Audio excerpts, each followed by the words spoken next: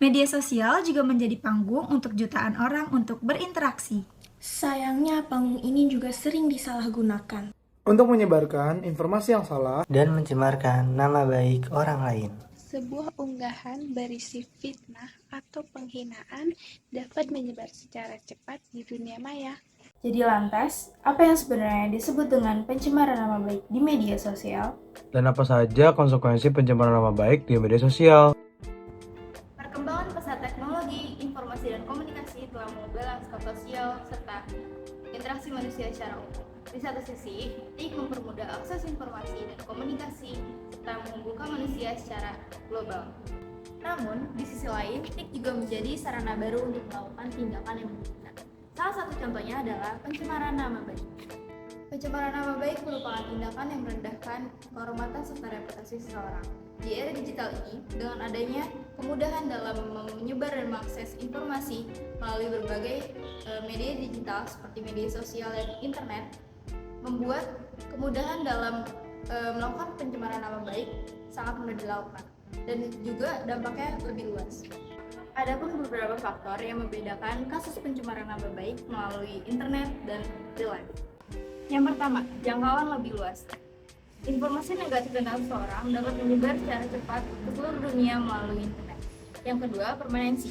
Informasi yang telah diunggah ke internet sangat sulit untuk sepenuhnya dihapus karena dampaknya bisa berlangsung lama. Yang ketiga, anonimitas. Pelaku pencemaran nama baik seringkali menggunakan akun anonim atau akun palsu sehingga sulit dilacak dan diidentifikasikan keberadaannya. Dan yang keempat, sangat mudah dilakukan. Siapa saja dapat menyebarkan informasi negatif melalui berbagai platform media digital seperti Instagram, Twitter, TikTok, dan lainnya. Pencemaran nama baik pada saat ini sangatlah marak terjadi. Tentunya didukung dengan perkembangan teknologi yang akan semakin canggih dari zaman ke zaman. Namun, kita juga harus melihat nih bagaimana cara kita menggunakan media sosial itu dengan baik. Contohnya dengan mengekspresikan diri kita dan menyuarakan pendapat kita. Tentunya harus melihat dengan hukum-hukum yang ada di Indonesia. Karena dengan cara pencemaran nama baik, itu sama aja dengan kita melewat tindakan hukum. Banyak sekali kasus-kasus yang terjadi pada saat ini yang akan dijelaskan oleh rekan saya.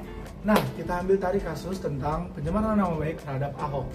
Dan belakangan ini, tarik sebelumnya, beberapa tahun sebelumnya, ada kasus yang terjadi di mana Ahok mencemarkan nama baik agama Islam.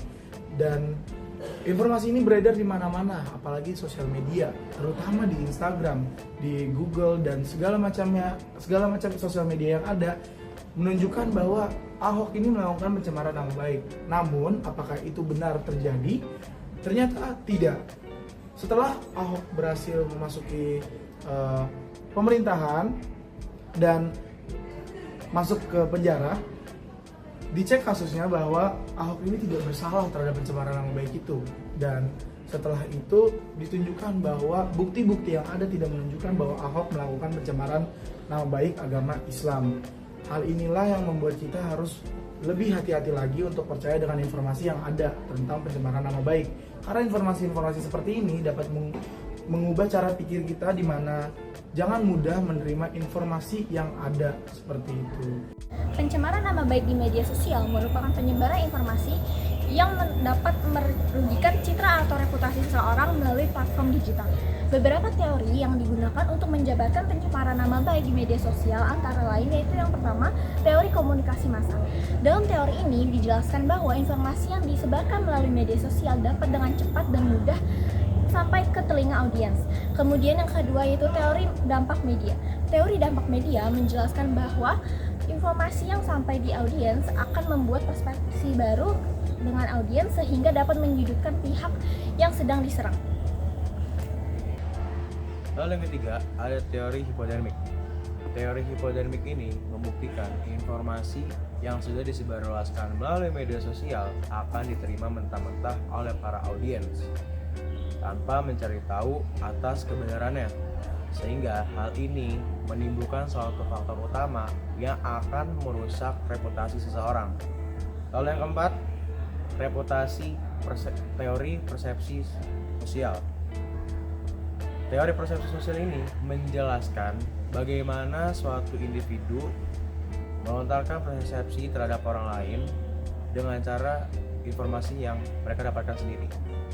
Lalu dapat kita simpulkan, pencemaran nama baik yang melalui media sosial jadi begitu cepat dengan menyebarkan suatu informasi dan menimbulkan atau membuat publik membuat persepsi masing-masing.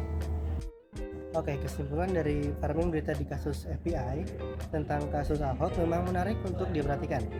Mereka cenderung menonjolkan narasi yang kritis yang bisa bikin situasi sosial dan politik semakin terpolarisasi. Dengan cara ini, ketegangan antara kelompok agama bisa semakin meningkat dan isu yang seharusnya dibahas secara rasional justru diarahkan ke masalah moral, agama, dan hukum. Jadi tujuan jelasnya mereka mau membentuk opini publik supaya ngedukung posisi FBI dan memberikan tekanan yang lebih pada proses hukum yang sedang berjalan. Cara mereka memberikan berita sangat amat mempengaruhi pandangan orang-orang terhadap kasus ini. Pencemaran nama baik merupakan suatu tindakan yang sangat serius dan dapat memiliki dampak yang merugikan bagi individu atau kelompok yang menjadi korban. Tindakan berikut bertujuan untuk merusak reputasi seseorang dengan cara menyebarkan berita-berita yang tidak benar atau hoax, fitnah, dan tuduhan yang tidak berdasar. Pencemaran nama baik dapat dilakukan melalui berbagai cara, termasuk secara lisan, tertulis, atau menulis media elektronik seperti media sosial dan situs web. Dalam era digital saat ini, penyebaran informasi yang salah dapat terjadi dengan sangat cepat dan luas, sehingga dampaknya bisa sangat besar. Jadi kita harus bebas berpendapat dengan informasi yang tepat.